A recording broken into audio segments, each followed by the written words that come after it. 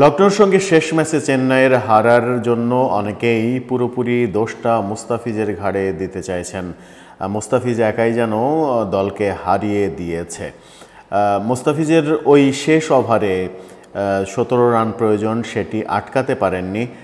মুস্তাফিজের তৃতীয় ওভারে তিনি 15 রান দিয়েছেন, শেষ ওভারে 17 রানের চ্যালেঞ্জটা তিনি নিতে পারেননি।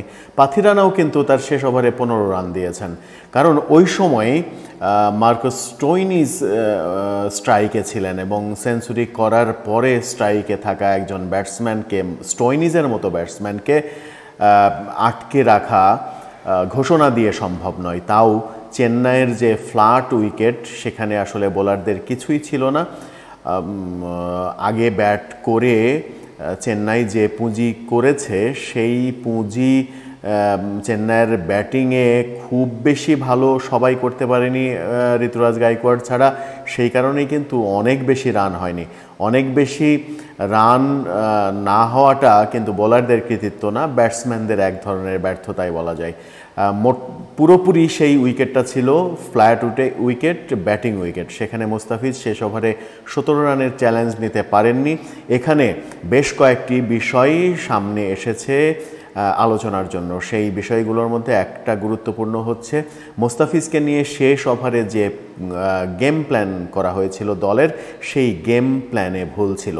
ধোনি যে প্ল্যানিং করেছিলেন মুস্তাফিজকে নিয়ে, সেই প্ল্যানিং আসলে কাজে দেয়নি। ভুল ঠিক তো বলা যায় না, ওই প্ল্যানিংই যদি কাজে দিত তাহলে ওই প্ল্যানিংটা সুপার প্ল্যানিং হয়ে যেতে পারত। অনেক সময় ক্রিকেট মাঠে সব প্ল্যান কাজে দেয় না। মুস্তাফিজকে নিয়ে যে ধরনের প্ল্যানিং সাজানো হয়েছিল শেষ ওভারে, সেই প্ল্যানিংটা কাজে দেয়নি। কারণ মুস্তাফিজ আইপিএলে বিশেষ করে ডেথ ওভারে পুরোপুরি দলের যে প্ল্যান এবং মহেন্দ্র সিং ধোনির উইকেট কিপিংয়ের জায়গা থেকে যে নির্দেশনা, সেই নির্দেশনা অনুযায়ী তিনি বল করেন। সেই নির্দেশনা অনুযায়ী বল করেছেন, মুস্তাফিজ ব্যর্থ হয়েছেন। আর একটা বড় কারণ ছিল উইকেটটা ফ্ল্যাট উইকেটে স্টোইনিসের মতো ব্যাটসম্যানকে আটকানো। এটা খুব সহজ কাজ না, কঠিন কাজটা মুস্তাফিজ পারেননি। মুস্তাফিজের অবশ্যই দোষ দিতে হবে, কিন্তু মুস্তাফিজ দলকে হারিয়ে দিয়েছেন এই কথা যারা বলেন তাদেরকে বোকার স্বর্গরাজ্যে বাস করা পাবলিক হিসেবেই দেখছেন। বাংলাদেশের এক সময়ের অন্যতম ক্রিকেটার, বাংলাদেশ ক্রিকেট বোর্ডের অন্যতম পরিচালক, আবাহনীর বর্তমান কোচ খালেদ মাহমুদ সুজন ডিপিএলের মাঝখানে সেই ম্যাচের পরের দিনই তিনি বলেছেন যে মুস্তাফিজকে নিয়ে যে সকল কথা প্রচার করা হচ্ছে সেই কথার কোনো ভিত্তি নেই। ওই উইকেটটা ছিল ফ্ল্যাট উইকেট এবং স্টোইনিসের মতো ব্যাটসম্যানকে আটকানো সহজ কাজ নয়। ফ্ল্যাট উইকেটে মুস্তাফিজ যে ট্যাকটিক্স অবলম্বন করেছিল সেটা কাজে দেয়নি। তার মানে এই না যে মুস্তাফিজ খারাপ বোলার হয়ে গেছে, তার কৌশলটা কাজে দেয়নি। খালেদ মাহমুদ সুজনও বলেছেন যে কৌশলটা কাজে দেয়নি, কৌশলটা ভিন্ন হলে হয়তো ভিন্ন হতে পারত।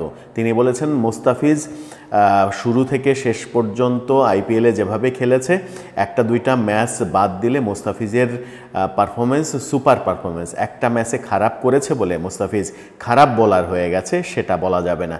তবে খালেদ মাহমুদ সুজন একটা কথা স্পষ্ট করে আরও বলেছেন মুস্তাফিজকে উদ্দেশ্য করে, সেটা হচ্ছে যে কৌশল নির্ধারণের ক্ষেত্রে মুস্তাফিজকে আরও বেশি সতর্ক হতে হবে, আরও বেশি সাবধান হতে হবে। কারণ কোন ব্যাটসম্যানের বিপক্ষে আপনি কৌশল নির্ধারণ করছেন, কোন ধরনের উইকেটে আপনি কৌশল নির্ধারণ করছেন, এই দুইটা কিন্তু খুবই গুরুত্বপূর্ণ। সেই ক্ষেত্রেই ওই ম্যাচটাতে আসলে ভুল হয়েছিল, ভুলের খেসারতটা দিতে হয়েছে চেন্নাইকে এবং মুস্তাফিজকে।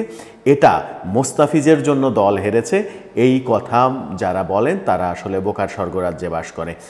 মুস্তাফিজ ওই ম্যাচে ভালো খেললে পরবর্তী ম্যাচে আবার ফিরে আসবেন এবং জাতীয় দলে মুস্তাফিজ ভয়ঙ্কর রূপ নেবেন বলেই খালেদ মাহমুদ সুজন মনে করেন। খালেদ মাহমুদ সুজনের সঙ্গে আমরাও বারবার একই কথা বলেছি একমত হয়ে, যে মুস্তাফিজের ওই 17 রান আটকানোর যে কৌশল, সেই কৌশলে আসলে ভুল ছিল। যে কৌশলটা মুস্তাফিজ একা নির্ধারণ করেন না, অধিনায়ক এবং মহেন্দ্র সিং ধোনি বিশেষ করে সবাই মিলে সেই ট্যাকটিক্সটা নির্ধারণ করেন, যেখানেই আসলে ভুলটা হয়েছে স্টোইনিসকে আসলে রুখা যায়নি।